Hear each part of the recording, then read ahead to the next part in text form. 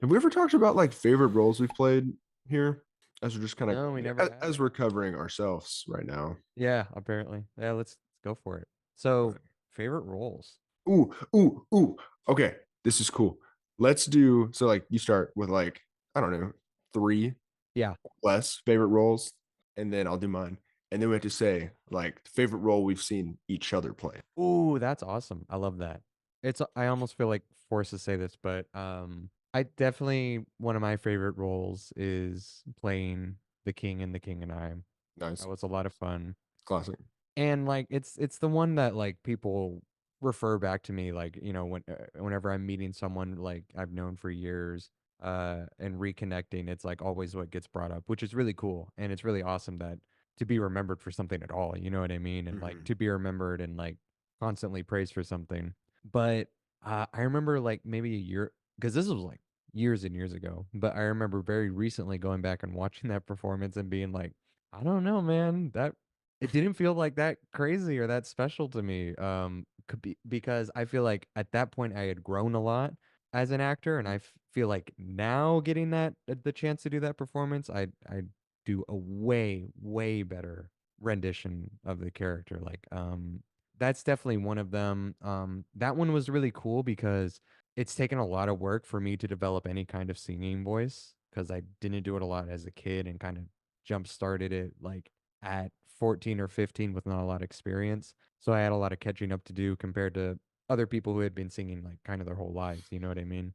Yeah, But that performance, it was a musical, but it didn't require very much vocal dynamics whatsoever. It was almost like speaking for the majority of the songs I had. So that was an easy break to get the lead in a musical just to get that experience, but it not be very vocally demanding. So that was super awesome. That's definitely one of my favorites. That one was super fun. I definitely entered a flow state a lot, was very just really feeling sad a lot of the time, but it was really fun to like yeah, stay in that space. Another one of my favorite performances for a similar reason, it wasn't a musical, but I played what's his name? Jacob Marley in A Christmas Carol. And that was a ton of fun because I had like weird prosthetics on. I was like yeah, covered in chains and that one I got that's where I really started to experiment with like a lot of method acting stuff where I had all this stuff on and I actually felt heavy and so I just played into that and like was like sitting down depressed and I was like thinking about the things the character would be thinking as far as all the regrets I had and all the mistakes and I have to sit here in this eternity regretting the life I lived, the one life I lived and like being really depressed all before walking on stage to give the performance. I was like sitting there and journaling and like scribbling stuff and like writing Shakespeare I was studying at the moment. yeah. It was a lot of fun. Honestly, I think one of my other performances is the one I'm doing right now. This is a lot of fun. It's a comedic performance. The other two were very dramatic and emotional, but this one is it's one of my favorite performances because I just get so many different characters to play. Like my one character is disguised as like a bunch of different characters throughout the show.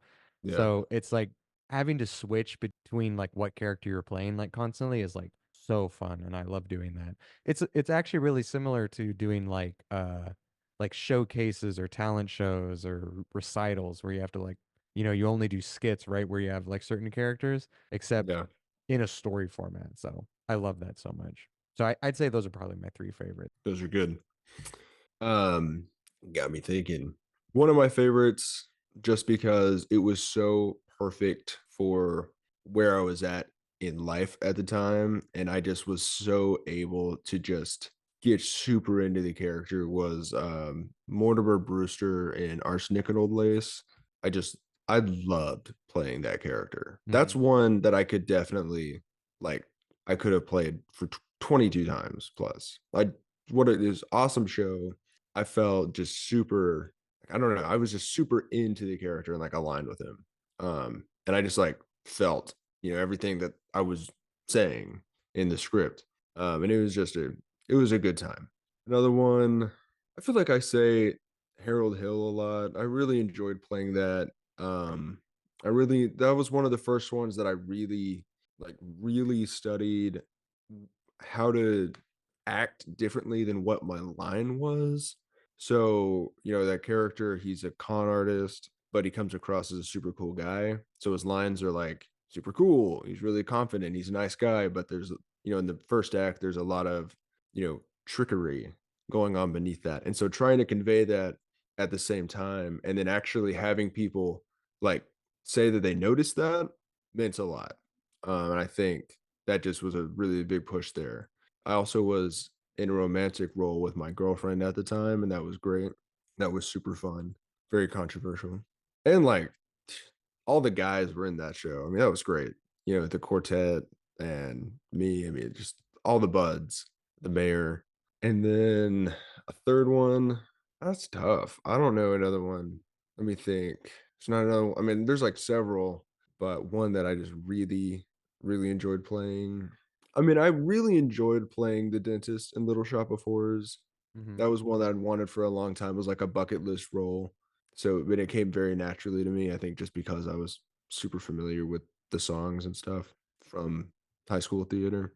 One of the most memorable shows I was in was Hello Dolly when I was Vandergelder, and just all of my ideas for that character just being, like, shot down constantly and, like, being corrected, and just such a frustrating show, and, like, as an actor, very frustrating to just, like, have the director just, like, get a role that you, like, never thought you were gonna get, and then finding ways that you like about it, and then being told that you can't do that, and trying to figure out a really good balance, and I ended up really enjoying playing that part, which a lot of people say I don't, but I think that's because I was doing it. I was doing pretty good and acting like I was upset. I mean, I was just upset the whole time. But anyway, I think those are my 3 favorites. Hmm. Now, my favorite for you, kind of have 2, maybe more. I think Marley is one I think about a lot, just because it was so not you, but also you. It's like when you were playing the part, it's like, oh, well, yeah, only Nathan could play this part, you know. Oh But then wow. it's like you're watching it, it's just like, oh my God, like who is that guy? Like even before the prosthetics and stuff you were wearing, before the lights, I mean, it was just like, oh my God, like this is he is in pain. He is warning his buddy that he best change right now. And then also you mentioned on I think it was the first episode you did a lot of crew. And typically, I think like what, maybe 100% of the time you had a role in the show Oh yeah, while you're yeah. on crew. Almost every single time. And whether that was just like an unnamed ensemble or like a small part, it was always really entertaining, like seeing you take those small parts and like do something with it that no one has ever done before because it's like an unnamed character. And so like you are like one of the only unique parts of the show, because Oh yeah. you have you got to play this part like this. You got to read the Uh-huh. lines like this most of the time. You can have your own Hmm. thing, but like, and then there's just Nathan. Like, there's Nathan's character that doesn't exist, but is making the scene right now. So I would say that for you. Thanks. Oh, I appreciate that. I really appreciate the like side character thing too. Like the making the most out of like, having smaller parts. Of Take that course. out of context, that'd be funny. I'd say for you, a performance, the one that keeps coming to mind is definitely Brewster from Arsenic and Old Lace, because I feel like that was a very similar role to a lot of roles you've played, but just the peak of like the like leading man, comedic delivery, physical comedy, like kind of, like almost like kind of Dick Van Dyke Hmm. style like delivery, right? I feel like a lot of your parts, like it either comes naturally or like kind of typecasted, right? But that was where it just all coalesced into like the perfect embodiment of a character and like the perfect Dick Van Dyke esque performance. You know what I mean? So Yeah. that one's really sticking out. Well, thank you. But there's something on the tip of my tongue. I don't know what it is. I'd say like one I was very surprised with was actually the lion in The Wizard of Oz. I don't know why, but I was just I feel like that was like a pretty early performance as well. Like we were kind Yeah. of just getting to know each other, and that one kind of blew me away as far as like I guess range. Like Yeah. I don't remember exactly why, but that one comes to mind as far as like uh watching that and being like, wow, you can do this too. Like It's like, you know, what can't you do? You said you thought, well, if he can do this, what can't he do? Yeah. What I can't do, Nathan, is a straight man. Well, hang on. I okay, you know what I mean. A Yeah, straight yeah, yeah. man. Most of your performances were straight men. I know. I feel like I'm a very boring straight man. I feel like it comes across very boring. But the Cowardly Lion was an important role for me. It was my first lead, I guess, Yeah. and one that I definitely worked hard for. And that there were other people that were kind of like precasts for that part that Hmm. I came in and I think really proved myself. I think this was good. I love breaking down performances, but I think it's equally important to break down ourselves as well and share our stories. Yeah. Something that I feel like in our last podcast, we didn't do a whole lot. Hmm. Kind of. Yeah, we did, but Yeah. it was more like a joking way. But I think that's important too. And I'm glad we got a chance to do that.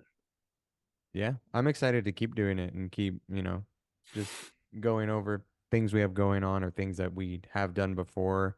That was super freaking fun. Zeroing in on that in addition to breaking down performances is kind of sums up just everything I do when it comes to acting and how I've improved at acting. It's like zeroing in on like you and you being professional and you being a, you know, like a person who works well on a team and you being a person who puts in the work and all that stuff, right? That's all like you personally. And then the other Mhm. aspect is just, you know, like you are what you eat, like study good performances and you're gonna, you know, pick up a lot of little, you know, techniques and things so that you can give a good performance as well. You take a little bit of everything that you're watching, right? So make sure you're watching good stuff. Not only just watching it, like kind of just consuming it, but you're also like actively engaging with it. That's something I did a lot here or there, but that's something that I'm really excited that we're basically intentionally doing now with this podcast. Often I would watch things and like every now and then I'd like think about it harder or like take notes on it or try and watch it multiple times to like, you know, take things from it and put it in my performance, right? Yeah. But I think watching people break down performances like how we're doing now is going to be so valuable for someone who's like just starting out, you know what I mean? Like learning Yeah. what to look for and what to keep an eye out for and what to take notes on and whatnot. So that's, yeah, this is super exciting.